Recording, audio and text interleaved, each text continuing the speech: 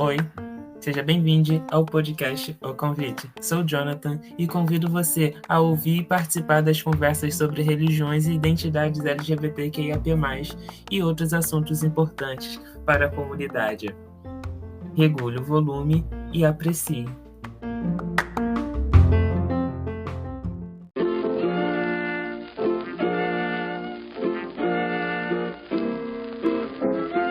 Você pode incentivar e apoiar a criação de conteúdos independentes. Assim, o convite chegará a mais pessoas da nossa comunidade. Saiba como apoiar na descrição desse episódio.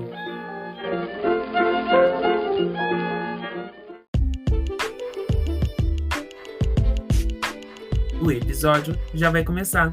Regule o volume e aprecie. Você também pode usar o fone de ouvido para uma melhor experiência.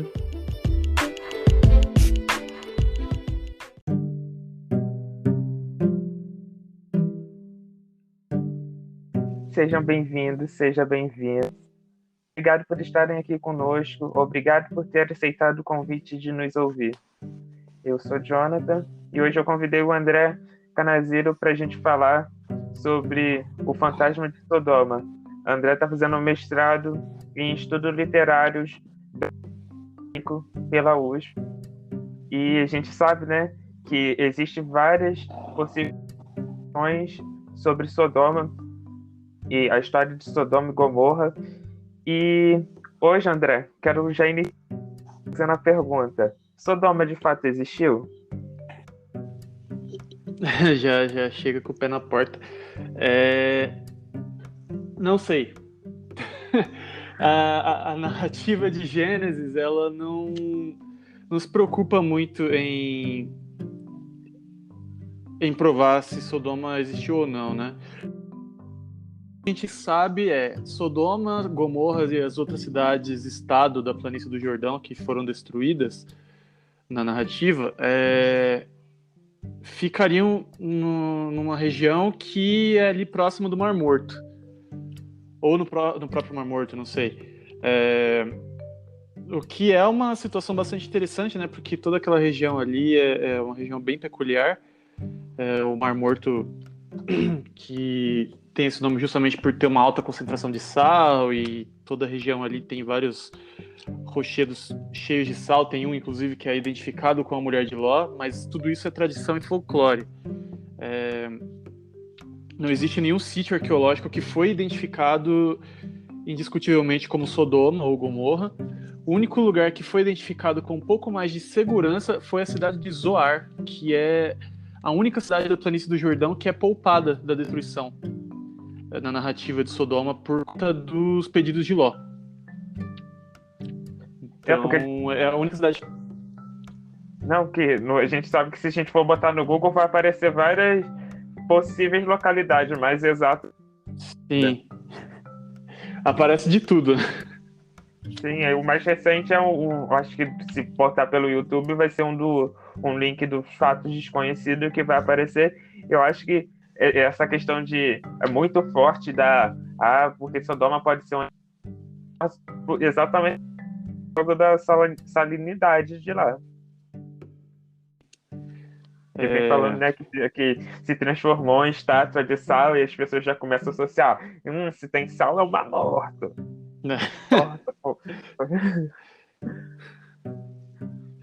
Total, e ainda mais pela localidade aqui que é descrita na Bíblia, porque é um local mais baixo mesmo, né, uma planície.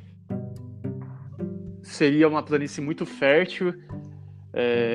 O narrador lá em Gênesis 14 fala que seria como se fosse o próprio jardim de Deus, e aí depois virou numa paisagem completamente desolada e salina, né?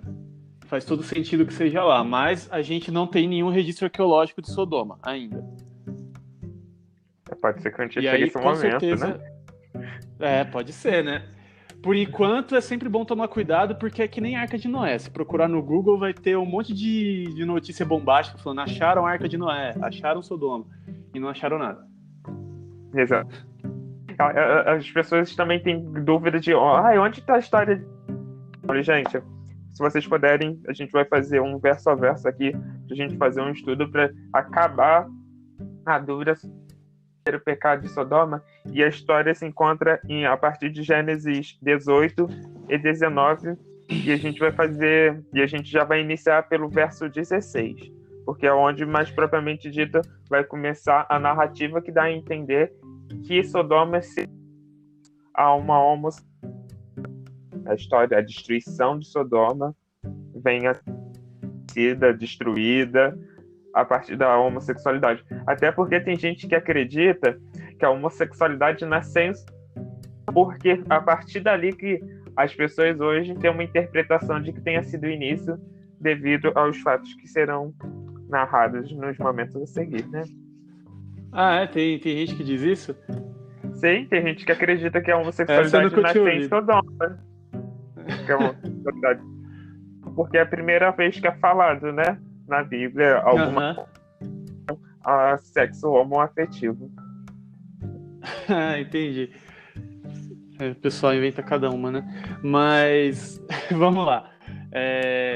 A gente vai começar do verso 16, mas só para contextualizar, a história começa no verso 1 do capítulo 18, né?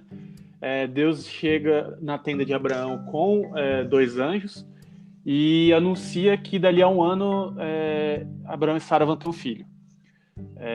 Mas eles fazem isso enquanto eles estão de passagem, porque eles estão descendo para Sodoma. Tá? Então, a partir do verso 16, ele vai começar a tocar nesse assunto. Eu vou ler na minha Bíblia, que a tradução é a Nova Versão Internacional, mas eu vou fazendo umas pequenas traduções direto do hebraico, que eu também tenho aqui. Então, se vocês estiverem acompanhando numa Bíblia NVI, vocês podem estranhar algumas coisas que eu vou falar diferente. Tá? Verso 16.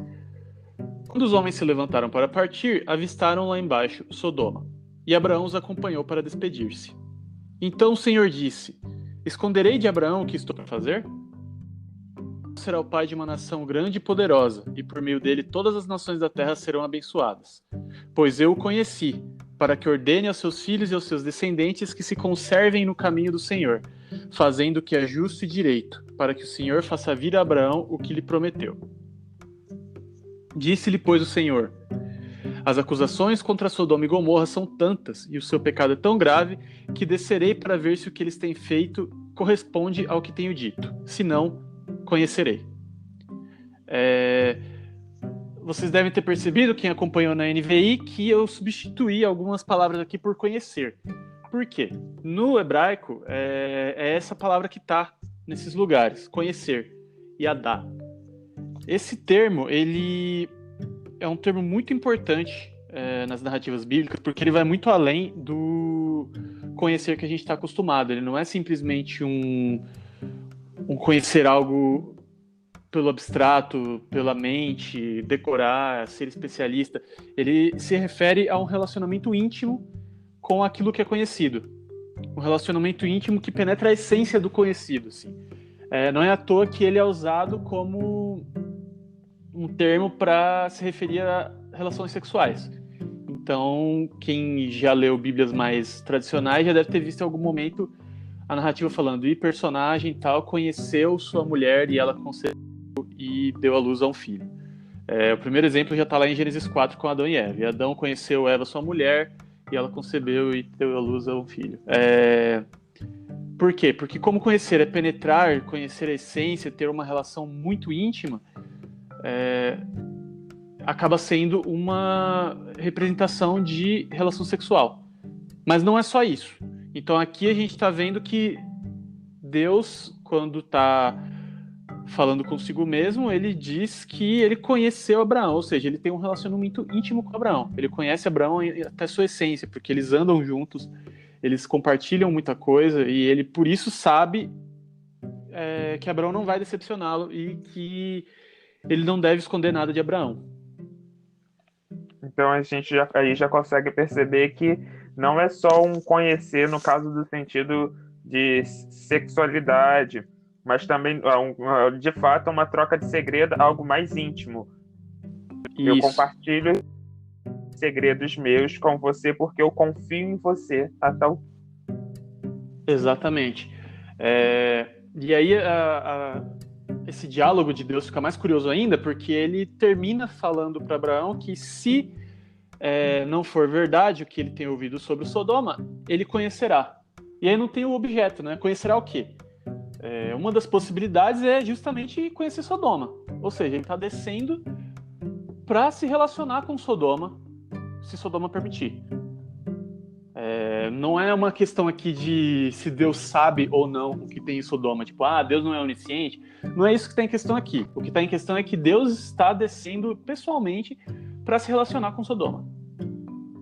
A cidade que mais tem subido clamores para ele é a cidade que ele vai descer para conhecer de perto. Porque talvez seja a cidade que mais precise da ajuda dele. Sim, então, deixar claro que aqui a gente não usa a onisciência de Deus, né, a onipresença. Isso. É sempre de relacionamento mesmo, com as Exatamente. pessoas. A vivência na prática ali, a prática pessoal com as pessoas dali.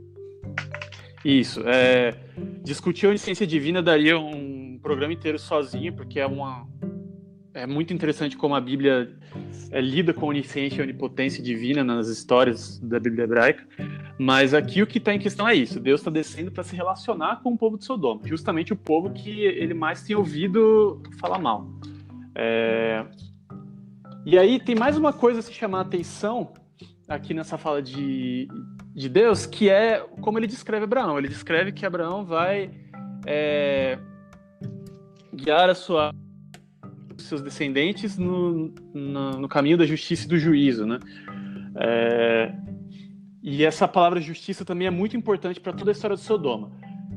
Eu quero que vocês que estão ouvindo prestem atenção especialmente a essas duas palavras, conhecer e justiça. Tá? São duas palavras que guiam toda a discussão temática da narrativa Sodoma e que permitem que a gente entenda qual é o pecado de Sodoma sem que o narrador tenha... Qual era aí? Então, não se esqueçam, gente, vão acompanhando aí conhecimento e justiça para o entendimento, para desmistificar a de que o pecado de Sodoma seria a homossexualidade. Certo. A partir do verso 22, começa um trecho bastante interessante. Eu não vou ler ele todo, até o verso 33. Eu vou dar uma resumida aqui, vou ler um verso específico que é importante. No verso 22, os homens partem dali e descem para Sodoma, mas Abraão permaneceu diante do Senhor. Ou seja, estavam em 3, Deus e 2 anjos. Os 2 anjos descem para Sodoma e Deus fica com Abraão.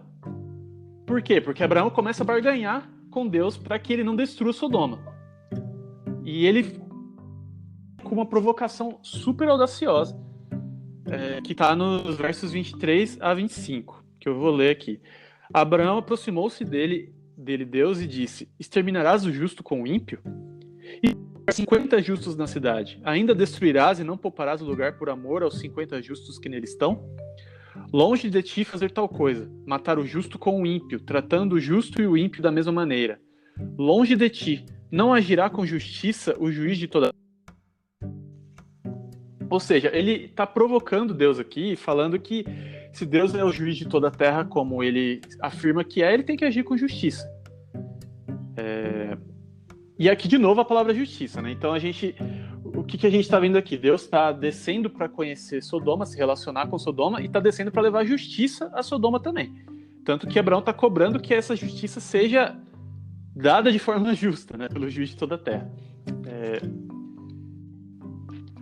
E aí ele vai continuar barganhando com Deus até que Deus ceda e diga no final do capítulo 18 que se houverem 10 justos na cidade de Sodoma, ele não vai destruir a cidade. Ou seja, Abraão não está pedindo para poupar os 10 justos, ele está pedindo para poupar a cidade inteira por conta dos 10 justos. Então a noção de justiça que está em jogo aqui é uma justiça que são 10 pessoas que, por si só, são capazes de impedir a destruição de uma cidade inteira, como se elas carregassem essas iniquidades da cidade para que ela não fosse destruída. Sim. Então, eu fiquei, me chamou a atenção isso também conforme você lia, exatamente pelo que vai vir no verso a seguir, de que quando ponto de que Ló é tirado, né? Ló é tirado com sua família, exatamente por não tinha as 10 pessoas, então, né? Exatamente, não tinha as 10 pessoas, e fica, inclusive, eu não vou discutir muito isso, mas fica, inclusive, implícito, fica uma questão ambígua aí, um ponto de interrogação sobre, afinal de contas, Ló era um justo ou não? Porque não fica claro, tá?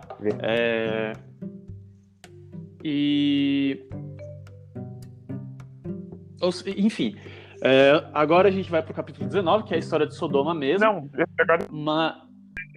também, porque essa apelação partiu de Abraão para que Ló fosse poupado. Como é? Essa apelação partiu de Abraão, falando, se tiver não sei quantos, porque ele sabia que ele tinha um pedido. E talvez um pedido tenha sido atendido, bem aqui na minha cabeça, talvez tenha sido atendido de Abraão para poupar, de quando Ló se retira com a família. Sim, inclusive tem toda essa história de Sodoma, ela é meio que ela é o fim da história de Ló. Assim. Ló não vai morrer nessa história, mas é o fim da história dele, ele não aparece mais.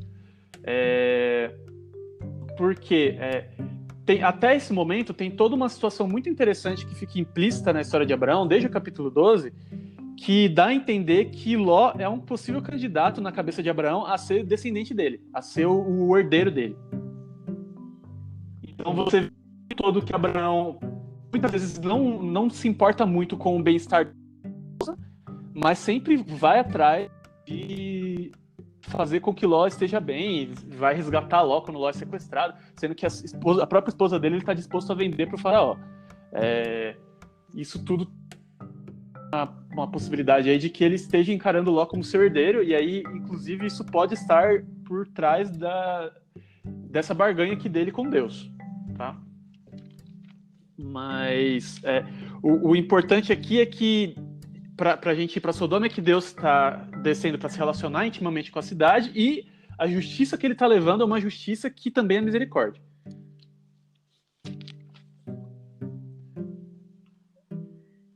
E agora a gente vai para os 33? Agora a gente vai para o capítulo 19 mesmo. 19. Eu vou ler aqui até o verso 3. Os 2 anjos chegaram a Sodoma ao anoitecer, e Ló estava sentado à porta da cidade. Quando os avistou, levantou-se e foi recebê-los. Prostrou-se com o rosto em terra e disse: Meus senhores, por favor, acompanhem-me à casa do seu servo. Lá poderão lavar os pés, passar a noite e, pela manhã, seguir caminho. Não, passaremos a noite na praça, responderam. Mas ele insistiu tanto com eles que, finalmente, o acompanharam e entraram em sua casa. Ló mandou preparar-lhes uma refeição e assar pão sem fermento, e eles comeram. Muitas coisas que podem chamar a atenção aqui. Então, a gente está vendo que, enquanto Deus estava conversando com Abraão, os anjos desceram e chegaram em Sodoma ao anoitecer, né? E Ló estava sentado no portão da cidade. Essa pequena observação aqui, que aparentemente não tem muita relevância, ela é muito importante. Por quê? O portão da cidade no Antigo Oriente Médio não é só um local para você receber visitantes.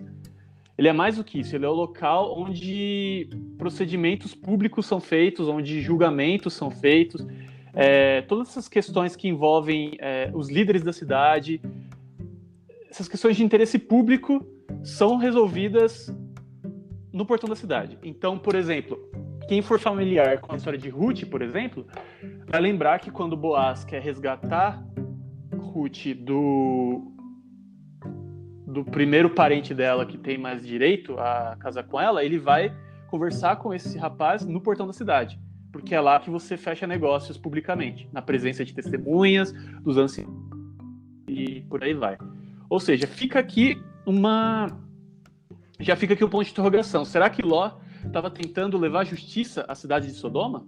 Será que ele estava tentando atuar na liderança da cidade de alguma forma? A gente não sabe. O que a gente sabe é que... Falar. Não, e eu ia falar que a gente sabe...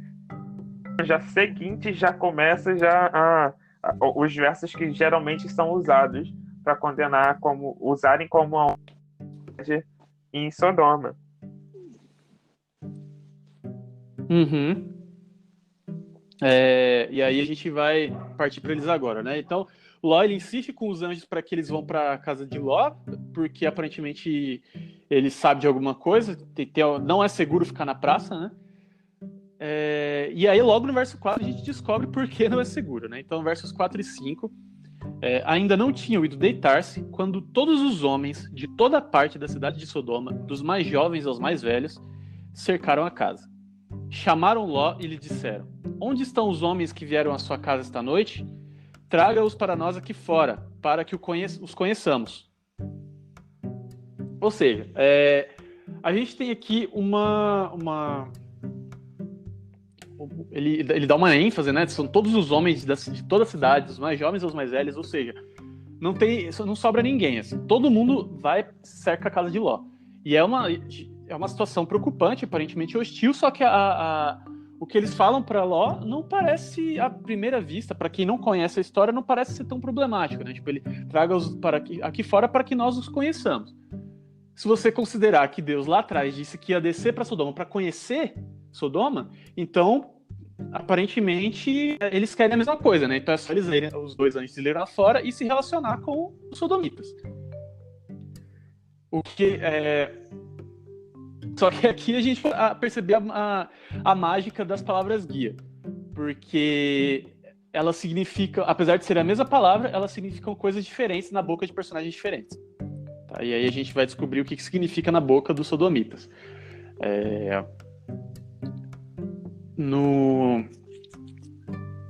Tanto que a partir do verso 6, o Ló, ele sai da casa e fecha a porta atrás dele, ou seja, ele é uma situação hostil, assustadora, e ele não quer que quem está lá dentro ouça o que ele vai falar com os sodomitas, inclusive. E aí ele diz: não, meus amigos, meus irmãos, não façam essa perversidade. Olhem, tenho 2 filhas que ainda não conheceram homem. Vou trazê-las para que vocês façam com elas o que for bem aos seus olhos. Mas não façam nada a estes homens, porque se acham debaixo da proteção do meu teto.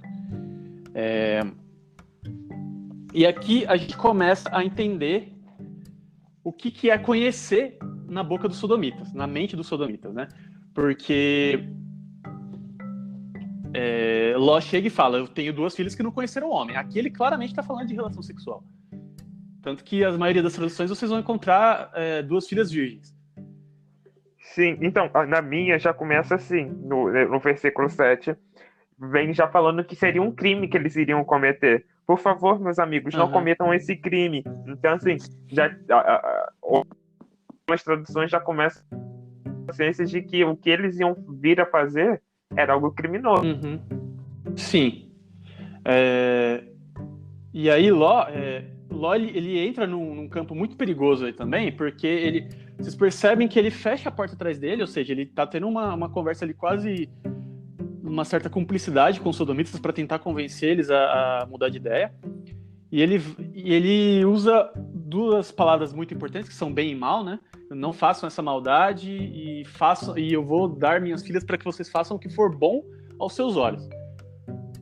Na narrativa de Gênesis, principalmente, toda vez que aparece bom aos olhos de alguém e esse alguém não é Deus, essa coisa não é boa.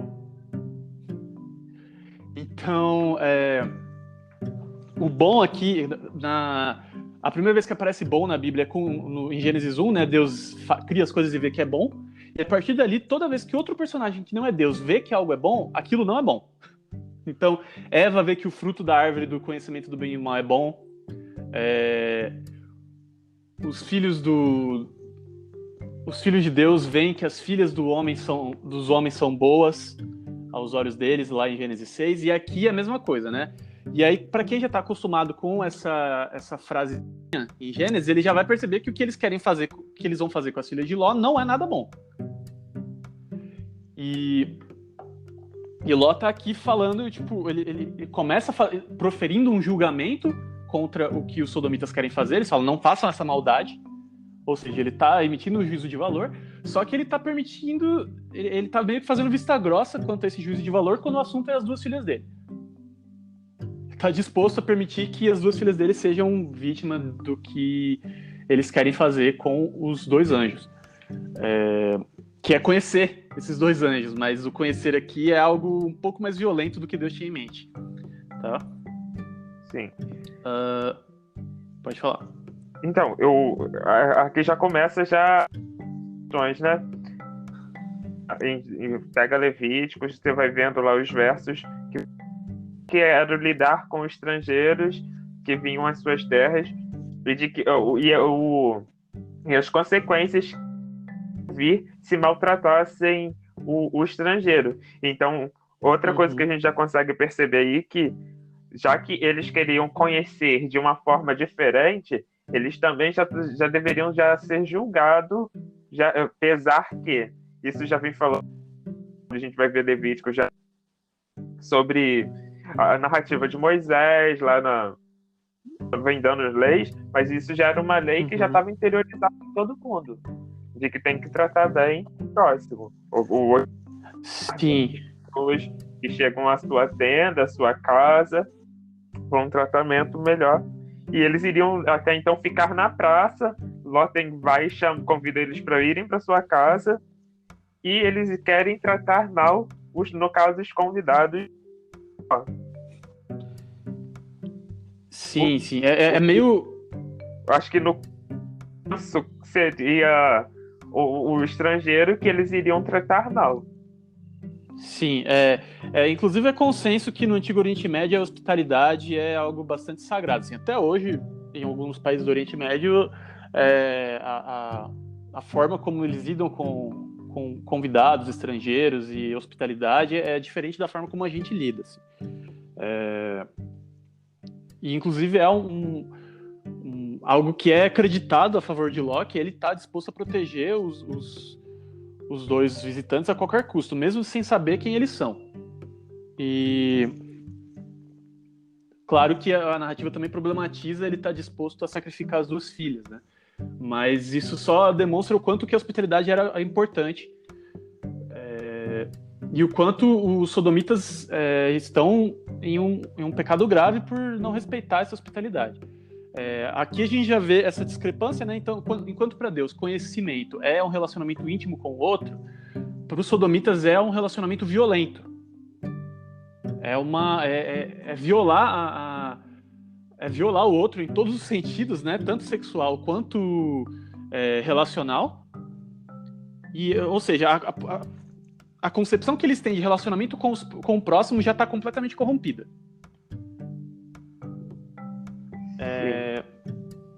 E aí, claro, quando Ló oferece as filhas, a primeira coisa que poderiam pensar se o pecado de Sodoma fosse a homossexualidade os sodomitas não vão querer 2 mulheres, eles vão querer os homens, obviamente, né? Se eles são homossexuais.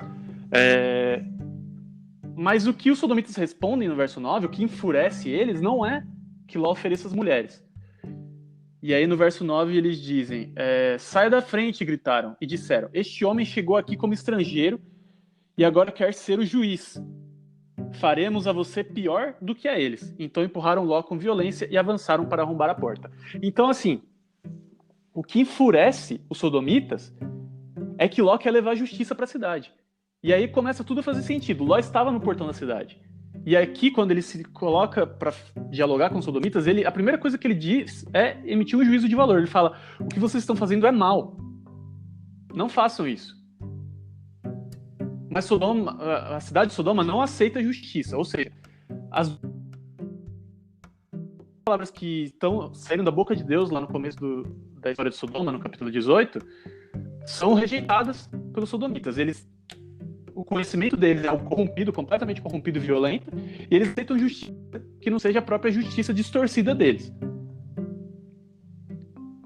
E é aqui que a gente começa a entender o que é o pecado de Sodoma. O texto ele nunca vai dizer explicitamente o que Sodoma fez de errado, mas essas palavras aqui vão deixar praticamente explícito o que aconteceu aqui. Sodoma, ela é o ideal da anticivilização, assim, ela é a imagem que vai passar por toda a Bíblia do que um povo não pode se tornar. Por quê? Ele corrompeu a tal ponto a sua relação com o próximo e a sua noção de justiça que não tinha mais salvação. Ele corrompeu a tal ponto que ele não consegue conceber a relação dele com o próximo, com a pega, se não for pela violência, se não for mediado pela violência. O estupro quero comentar. Pode falar. Algo que é o seguinte: as pessoas têm ideia de que as pessoas são homossexuais e forem oferecidas filhas, então a gente sabe que eles não são homossexuais. E acho que é importante a gente pensar também o seguinte: todas as pessoas da cidade estavam ali, desde o homem mais jovem até o homem mais velho estavam ali. Acho que vale lembrar que dentro disso, se todos os homens estavam ali, havia outros tipos de pecados que as pessoas entendem sexualidade um pecado, a gente teria outros pecados aí. Se da cidade estavam aí, então tinha homens que eram casados. Então já abre um parênteses para outros tipos de pecado.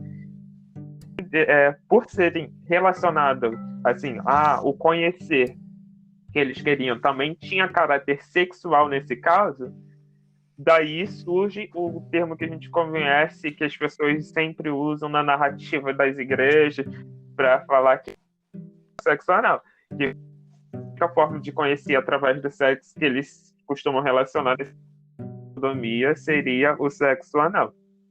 Que daí vem condenando qualquer relacionamento homoafetivo relacionado a dois homens. Exatamente, sendo que a única coisa que poderia ser chamada de sodomia aqui no contexto sexual é o estupro coletivo. Sim. Que é o que está para ser feito aqui, né? Tipo, quem assume que o pecado de Sodoma é a homossexualidade não presta atenção na história. Por quê? Como você disse, né? A história ela faz questão de mostrar, de enfatizar que foi todos os homens, os mais velhos, os mais jovens, cercaram a casa. E aí, uma coisa que quem prega que a homossexualidade é pecado, etc., adora dizer, é que homossexual não reproduz. E como sobrevive uma cidade se todos os homens dela são homossexuais? Sim. As pessoas não levam as suas próprias proposições às últimas consequências. Elas não se propõem a pensar criticamente sobre o que elas mesmas dizem. Então, assim, não tem como uma cidade possa só permanecer viva. Porque, de fato, os homens lá produziam. A cidade não ia ter continuidade de gerações. E também eles, como não recebem bem os estrangeiros, então não tinha como nem falar que a cidade estava crescendo a partir de imigrantes. Exatamente. Né? Exatamente. E aí, a própria noção, a própria identificação que muitos pregadores fazem e o estupro coletivo de estrangeiros é uma identificação perversa por si só. Porque você identificar uma orientação sexual com uma vontade de estupro coletivo, que é uma das maiores barbáries que é um absurdo sem tamanho, assim. É um absurdo sem tamanho porque, inclusive, o estupro coletivo no Antigo Oriente Médio, né, era um ato de humilhação, de demonstração de dominação contra estrangeiros e contra derrotados em guerras. Então, não é uma questão de atração, é uma questão de demonstrar dominância. É uma questão... A relação aqui é violenta porque eles têm que demonstrar quem é que manda, da forma mais violenta possível. Não tem nada a ver com atração sexual. Exatamente. Veio outra questão aqui na minha cabeça, é que também tinha a ideia de que o homem na passividade, né? Porque assim, aí a gente entraria no tal, o que é patriarcado, pra gente entender a questão de gênero, né? Pra fazer mais sentido ainda o par do homem, fazer ele ficar num papel inferior, seria uma humilhação muito grande nesse momento. Exatamente.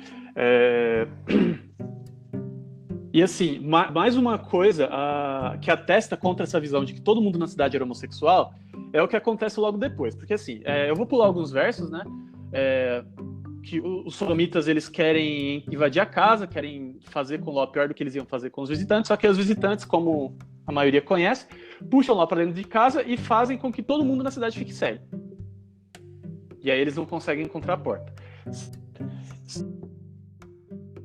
12, os dois homens perguntam a Ló: vocês têm mais alguém na cidade? Genros, filhos ou filhas ou qualquer outro parente? E ele para na ordem que eles perguntam: vocês têm mais alguém nessa cidade? Eles não perguntam primeiro filhos ou filhas, eles perguntam genros. E aí, logo depois, você descobre, no verso 14, que Ló tinha genros. Ou seja, as filhas que ele estava oferecendo, elas tinham noivos. Como que as filhas de alguém têm noivos se todo mundo é gay numa cidade? Exato.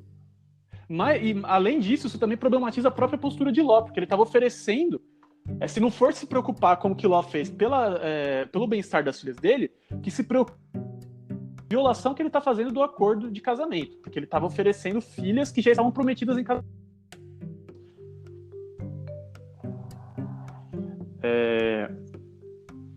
Enfim, eu tô pensando nisso também. Que isso é muito sério, essa questão de que os genros dele também querendo violar os convidados de Ló. Sim. Ou seja, não é uma questão de atração sexual aqui. Não mesmo. Não é. Assim. É outra questão que está em jogo. Certo.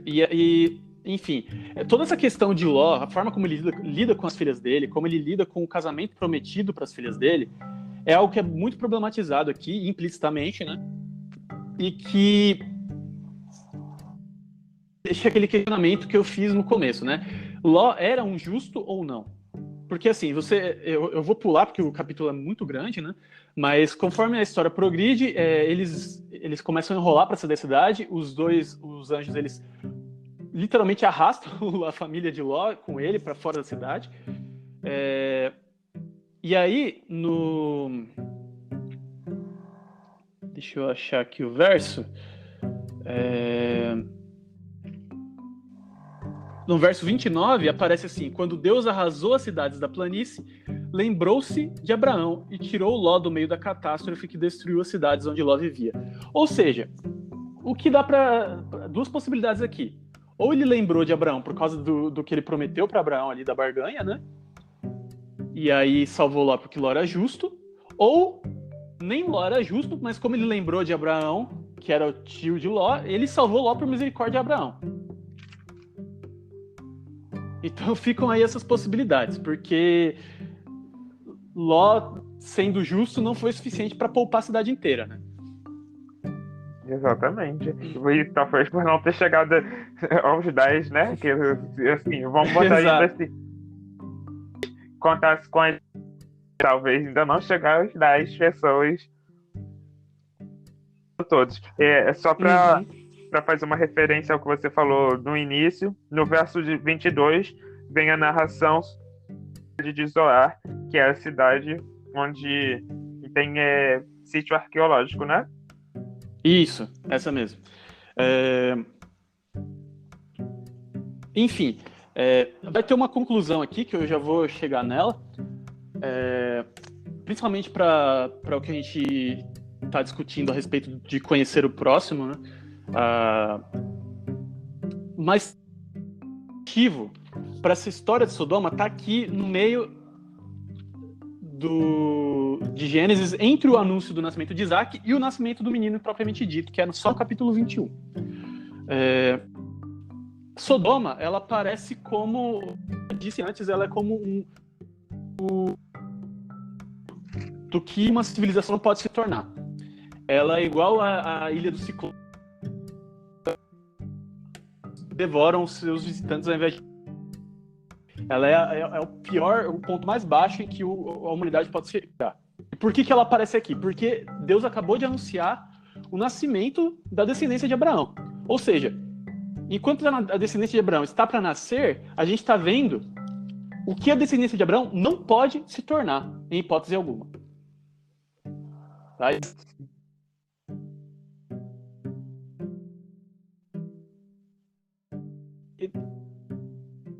para que a audiência nunca se esqueça de que a gente sempre está em perigo de se tornar como Sodoma.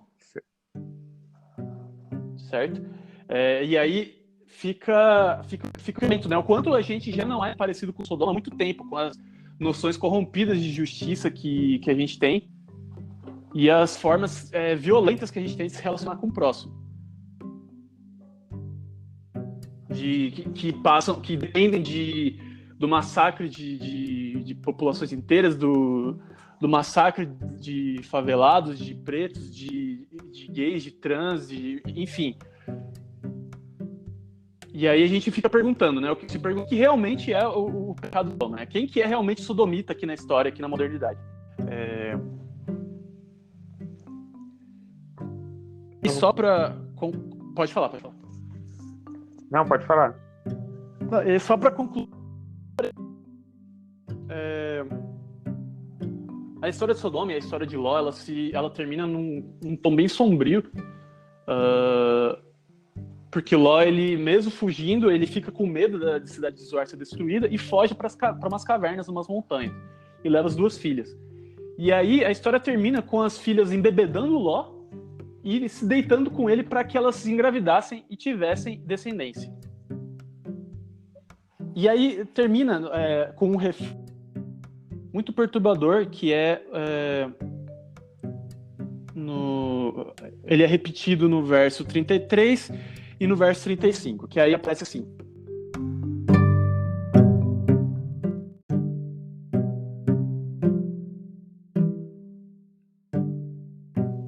enfim, no verso 33 o texto bíblico diz: naquela noite deram vinho ao pai e a filha mais velha entrou e se deitou com ele. E ele não entrou quando ela se deitou, levantou. No sentido mais superficial, e teve relações sexuais com as filhas e não percebeu e engravidou as 2 sem saber o que fez.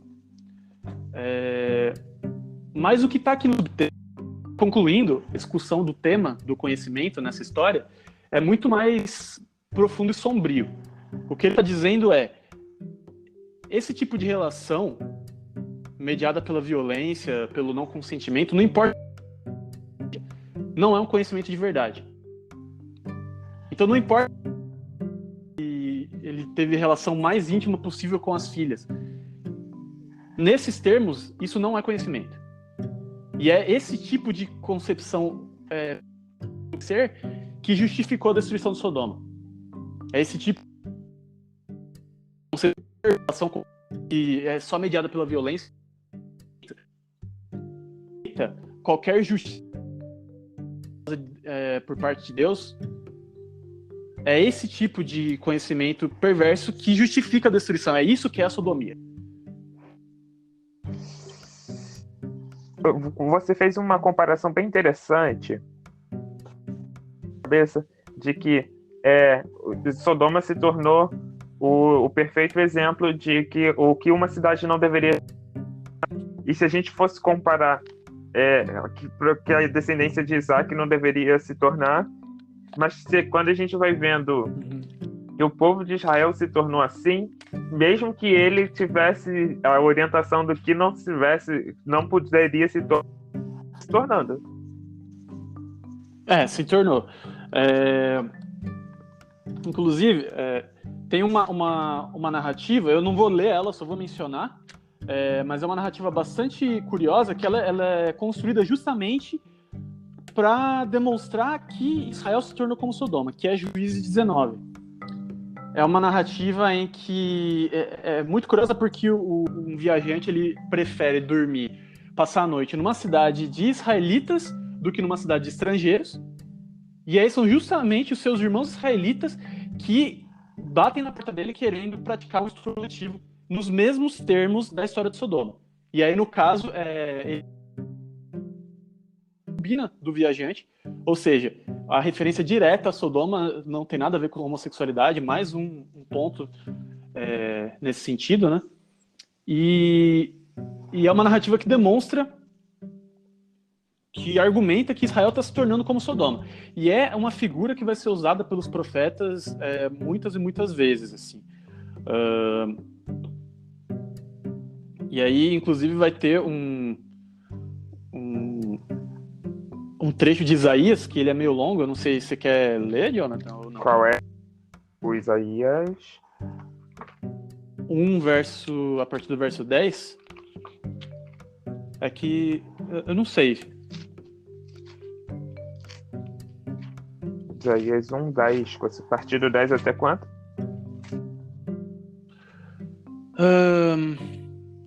Até o 17, que é menos curto. Vamos lá. Deixa eu só localizar. O Senhor diz: eu não quero todos esses sacrifícios que vocês me oferecem. Estou farto de bodes e animais gordos queimados no altar. Estou enjoado do sangue de touros novos. Não quero mais carneiros nem cabritos. Na verdade, comecei 11. Daí. Autoridades de Jerusalém, escutem o que o Senhor está dizendo aos moradores. Deem atenção ao ensinamento do nosso Deus. E o Senhor disse: eu não quero todos esses sacrifícios que vocês me oferecem. De bodes, de animais gordos, queimados no altar. Estou enjoado de sangue de touros novos. Não quero mais carneiros nem cabritos. Quando vocês vêm até a minha presença, quem foi que pediu que todo esse corre-corre no pátio do meu templo? Não adianta nada fazerem ofertas. Eu odeio o incenso que vocês queimam. Importa as festas da lua nova, os sábados, as outras festas religiosas, pois o pecado de vocês estragam tudo isso. As festas e os outros dias santos me enchem de nojo, já estou cansado de suportá-los. Quando vocês levantarem as mãos para orar, eu não olharei para vocês. Ainda que orem muito, eu não os ouvirei, pois os crimes mancharam as mãos de vocês. E por isso, não quero mais ver as suas maldades. Parem de fazer o que é mal. Aprendam a fazer o que é bom. Tratem os outros com justiça. Socorram os que são explorados. Defendam os direitos e protejam as viúvas. Ou seja, e o verso 10, o seu está falando de Jerusalém, né? Sim. E achei engraçado. Deve ser algum outro no hebraico. Ele está falando: ouçam as palavras do Senhor, ó chefes de Sodoma. Deem ouvidos aos ensinamentos de nosso Deus, ó povo de Gomorra. E assim, na época de Isaías não tem nada. Sim. Ele está falando aqui para Israel. Ele está chamando Israel de Sodoma e Gomorra. E quando ele descreve as maldades de Israel, ele está falando que os sacrifícios dele são nojentos, etc., são manchadas de sangue. Precisam lutar pelos direitos da causa da viúva. As classes oprimidas.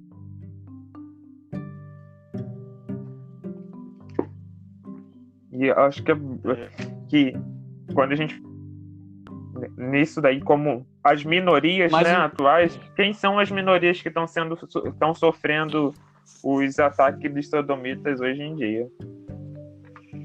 E quem são os sodomitas hoje em dia, né? Vale essa reflexão.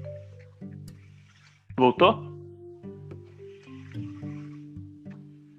Tô até vendo aqui em outra versão para ver se aparece Jerusalém ou não. Ah, sim.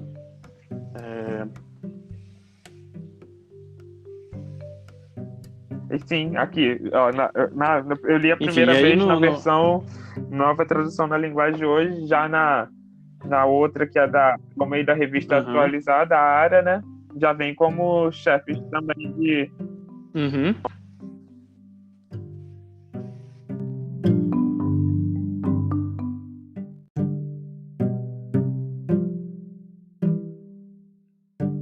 A sexualidade, a questão é violência, é opressão, é a falta de uma justiça que consiste em misericórdia. Tanto que no verso 21, Isaías enfatiza, né? Vejam como a cidade fiel se tornou prostituta. Antes cheia de justiça e habitada pela retidão, agora está cheia de assassinos. E aí no verso 23, seus líderes são rebeldes, amigos de ladrões. Todos eles amam o suborno e andam atrás de presentes. Eles não defendem os direitos do órfão e não tomam conhecimento da causa da viúva. Esses foram versos 23, né? 21 e 23, isso.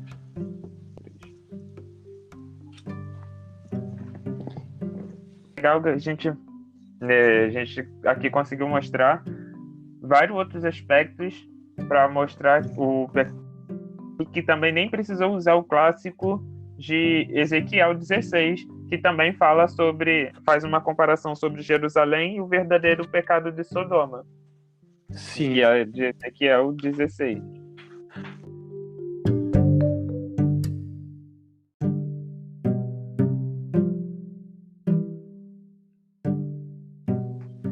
E lá no verso 49 vem dizendo assim, Ezequiel 16, 49 vem dizendo assim: Sodoma e suas filhas eram orgulhosas e viviam sem fazer nada, porém não cuidaram dos pobres e dos necessitados.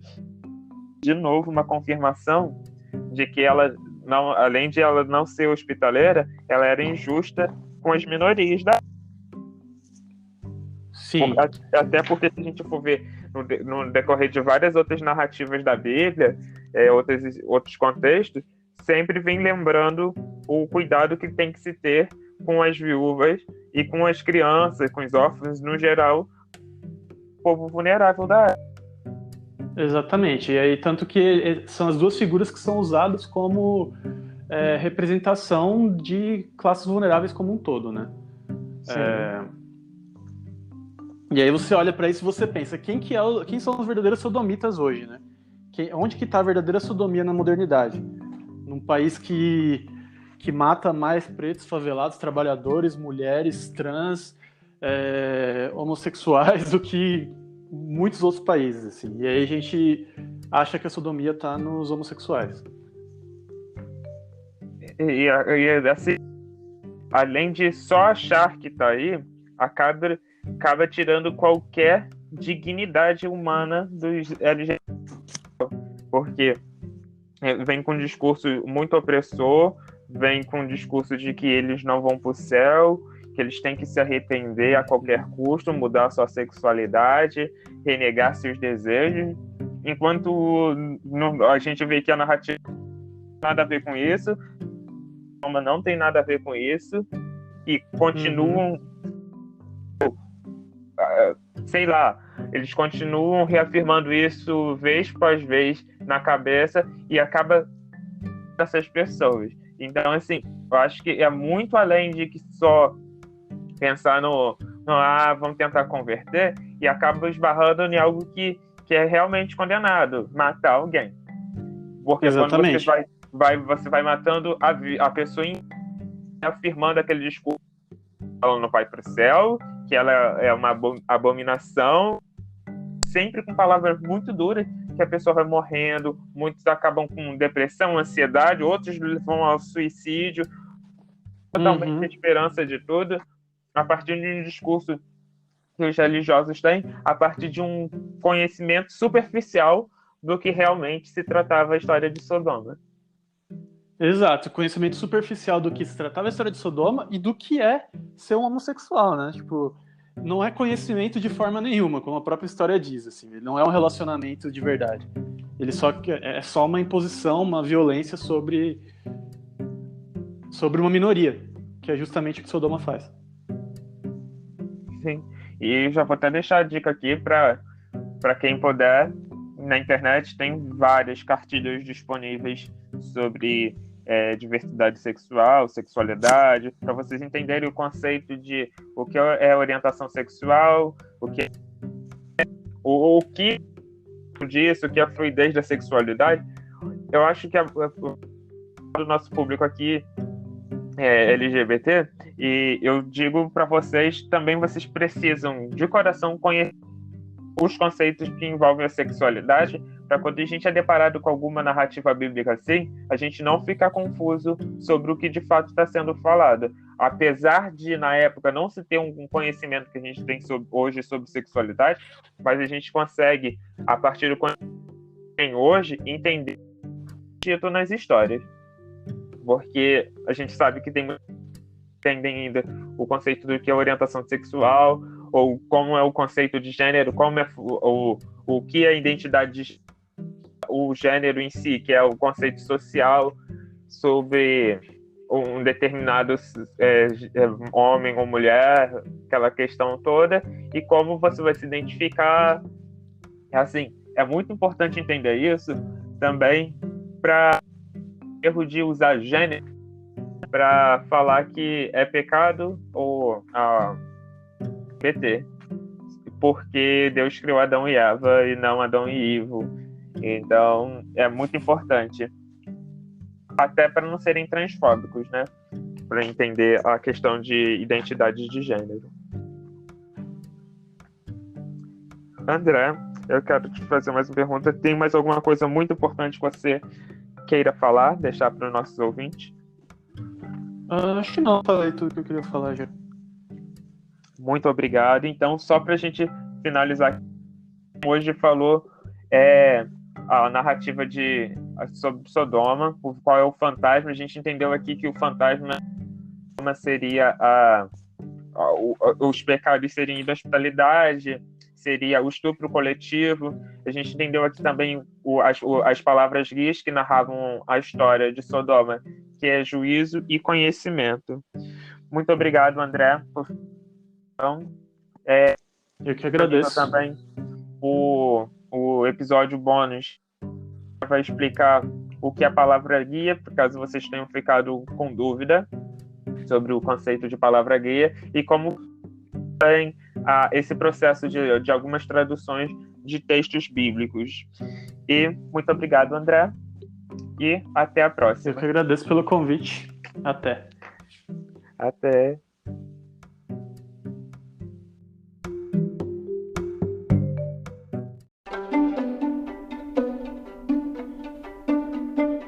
Esse foi mais um episódio do podcast O Convite.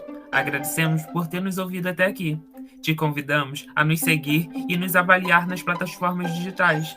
E não se esqueça de compartilhar esse episódio com amigos. Assim, cresceremos e nos tornaremos uma grande família.